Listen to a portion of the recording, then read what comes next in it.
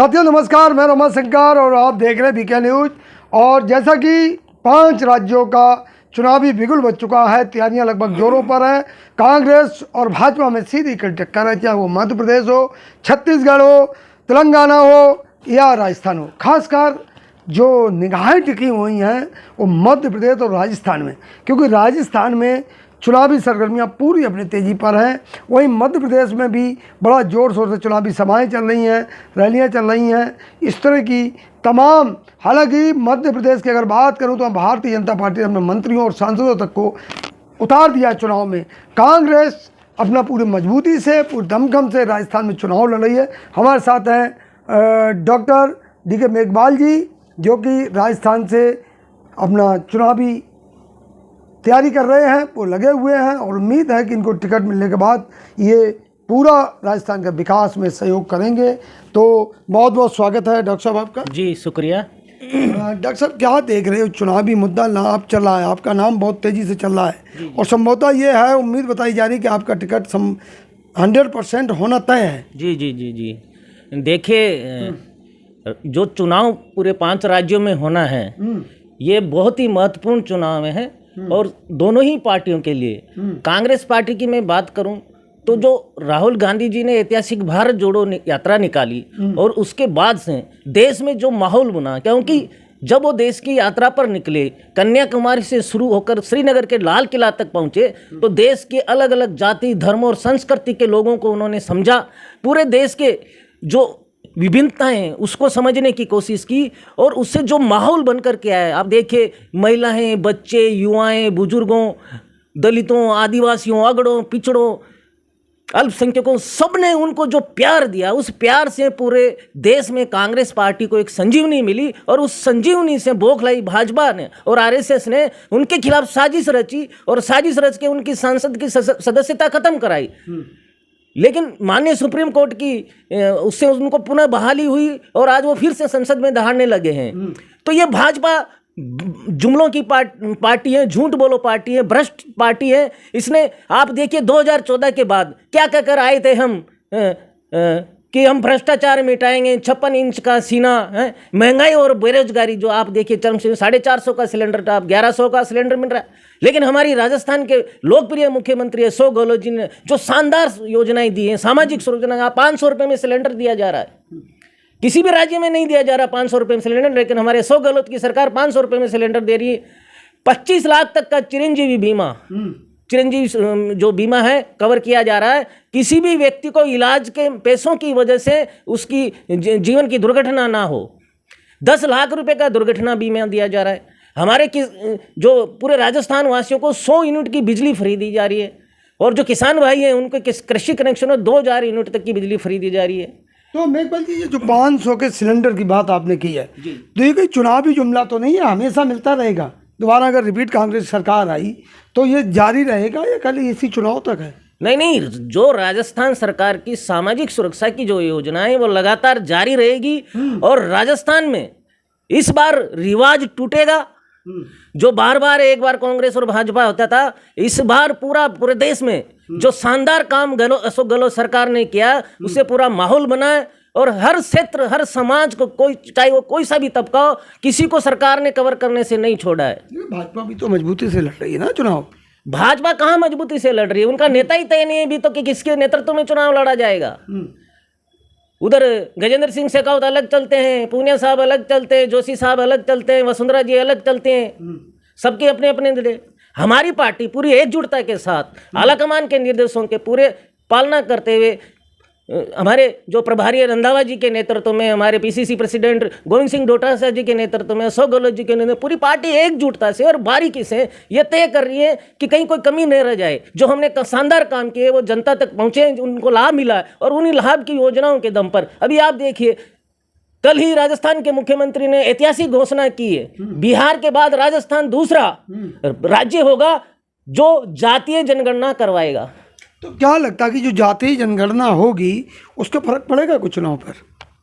देखिए, चुनाव पर फर्क पड़े ना पड़े ये मैं नहीं कह सकता, लेकिन एक ऐतिहासिक फैसला है कि राजस्थान की कांग्रेस सरकार की सोच ये है कि वास्तव में देश में ये पता लगना चाहिए कि किस जाति के कितने लोग हैं, ताकि जो उनके विकास में जो कमी रह गई, बजट में जो चीज़ें लेनी है, वो जब तक हमको ये पता नहीं होगा कि कौन सी जाति के कितने लोग हैं, तब तक आप पॉलिसी नहीं बना पाते। तो ये एक तरह का एक्सरे मशीन है। हमारे नेता आदरणीय राहुल गांधी जी ने भी ये बात कही है, खड़गे साहब ने भी ये बात कही है कि जाति जनगणना इसलिए जरूरी है कि पहले ये पता लगाना होगा कि कितने लोग किस जाति के।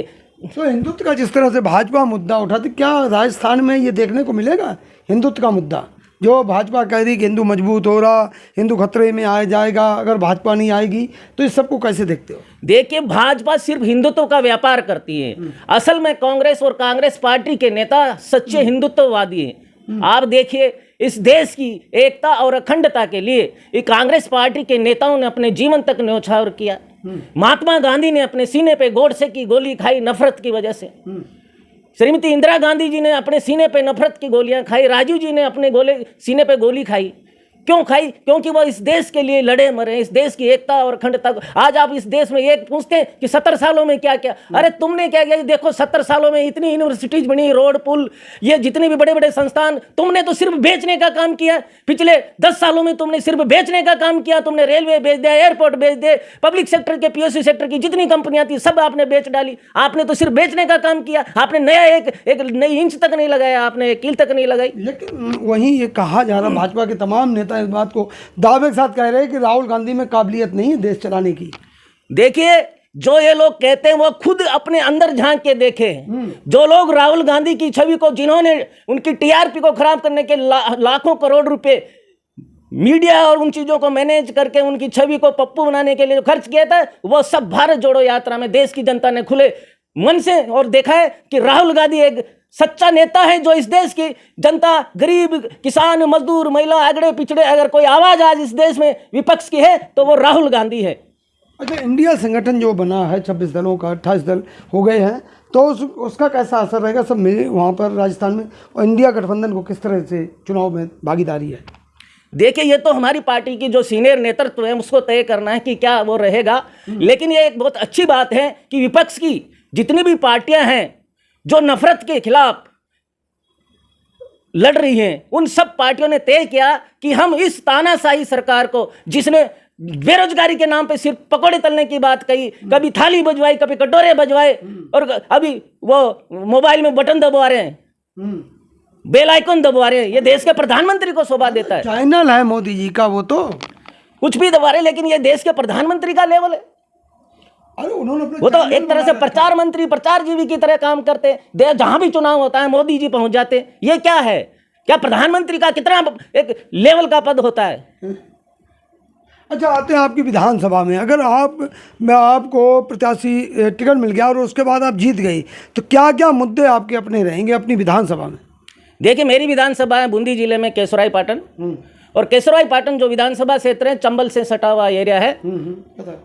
मेरी विधानसभा का सबसे प्रमुख मुद्दा यह है कि वहाँ पे सरकारी कॉलेज नहीं है, चाहे वो पाटन उपखंड है, लाखेरी उपखंड है, दोनों जगह सरकारी कॉलेज नहीं है। वहाँ सबसे बड़ी समस्या वहाँ के बच्चों को या तो कोटा जाना पड़ता है, बूंदी जाना पड़ता है, और खास करके लड़कियों के लिए बड़ी दिक्कत है, क्योंकि लड़के तो चलो चले भी जाते हैं, लेकिन लड़कियों को घर से निकलने में बड़ी दिक्कत होती है। तो एक सरकारी कॉलेज होना चाहिए, और दूसरा उसमें भी एक महिला कॉलेज, गर्ल्स कॉलेज जरूर होना चाहिए।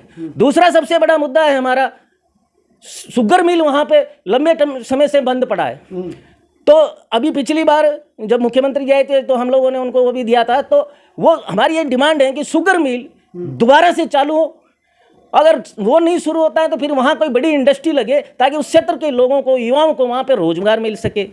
तीसरा, जैसे ये विधानसभा क्षेत्र SC ST बाहुल्य क्षेत्र है, लगभग 70-72 हज़ार रुपये वहाँ पे मेणा समुदाय, ST समुदाय का, इतना ही 75-80 हज़ार SC समुदाय के लोग वहाँ रहते हैं।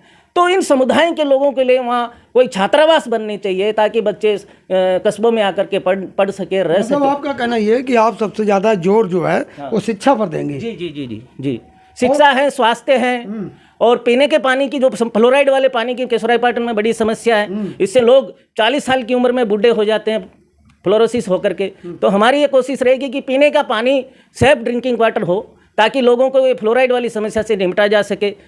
अच्छा, स्वास्थ्य के लिए क्या करेंगे? मेडिकल फैसिलिटीज़ के लिए जैसे अस्पताल हैं, और उसके लिए क्या करेंगे आप?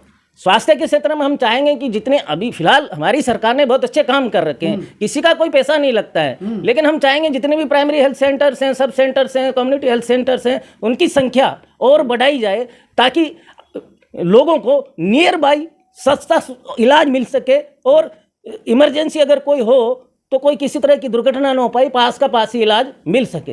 तो अंत में यही सवाल है कि जो भारत जोड़ो यात्रा को लेकर एक कांग्रेस के पास विशेष मुद्दा है, राहुल गांधी के जो पैदल चले यात्रा 443-4500 किलोमीटर, तो क्या वो मुद्दा वो भी रहेगा इस चुनाव में, पूरे चुनाव में? देखिए, राहुल गांधी जी की भारत जोड़ो यात्रा का मैं भी पार्ट रहा हूँ और लगभग 1500 किलोमीटर में उस यात्रा में चला हूँ। राजस्थान में जहाँ से शुरू हुई थी और श्रीनगर के लाल चौक तक चला हूँ।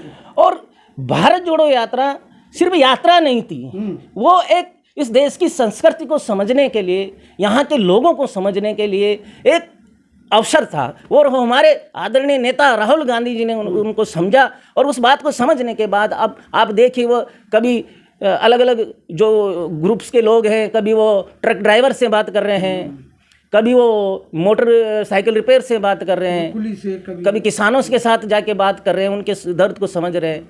तो ये एक शानदार अवसर था कांग्रेस पार्टी के लिए और निश्चित रूप से इससे कांग्रेस पार्टी को मजबूती मिलेगी। तो साथियों, ये थे डॉक्टर मेघवाल जी, जो कि राजस्थान से चुनाव के पूरे दावेदार हैं, और इन्होंने बहुत ही अच्छी एक बात कही कि अगर ये विधायक बन जाते हैं तो जो मूलभूत सुविधाएं हैं, जनता को क्या चाहिए, शिक्षा, स्वास्थ्य, बेरोजगारी और रोजगार, उस पर इन्होंने विशेष चर्चा की। और शायद ये कोई नेता ऐसे दावे करता है कि जो शिक्षा, स्वास्थ्य, बेरोजगारी, मूलभूत सुविधाएं आम जनता की, उस पर ध्यान दे। तो हमारी आशा और उम्मीद है डॉक्टर मेघवाल जी के साथ कि आप विधायक बने और अच्छे मतों से जीतें। धन्यवाद।